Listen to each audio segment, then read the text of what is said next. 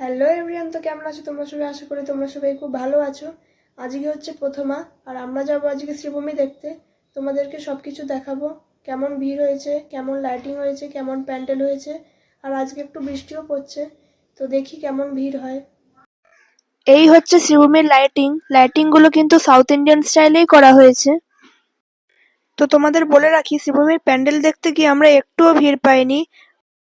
এত বছর ধরে শ্রীভূমির ঠাকুর দেখছি, কিন্তু এই প্রথম হলো যে একটুও ভিড় পেলাম না।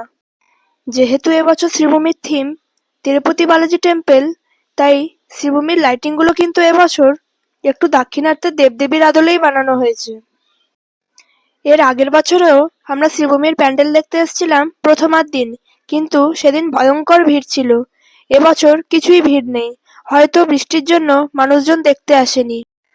এবার আমরা একদম প্যান্ডেলের কাছে এসে গেছি।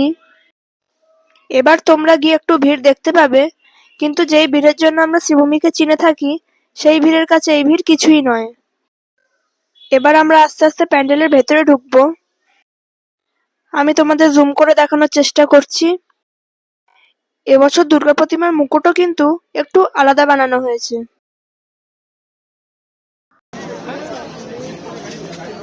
প্যান্ডেলের সূক্ষ্ম কাজগুলো দেখো, আমি জুম করছি।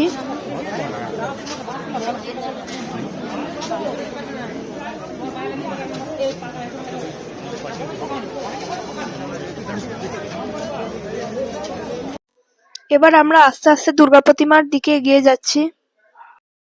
প্যান্ডেলের ভেতরের কাজগুলো দেখো, মাঝখানে একটা সুন্দর ঝাড় রয়েছে। এই হচ্ছে 2024 শ্রীভূমি স্পোর্টিং ক্লাবের দুর্গা প্রতিমা। দেখো, তোমাদের যেরকম বলেছিলাম, এবছর কিন্তু দুর্গা ঠাকুরের মুকুট একটু আলাদা। তিরুপতি বালাজির মুকুটের আদলে কিন্তু করা হয়েছে। তোমাদের আমি প্যান্ডেলের ভেতরটা আরেকবারের জন্য দেখিয়ে দিচ্ছি। এরকম কিন্তু আরো অনেক পুজোর ব্লগ আমার চ্যানেলে আসবে, তাই আমার চ্যানেলটাকে সাবস্ক্রাইব করে বেল আইকনটা প্রেস করে দিও।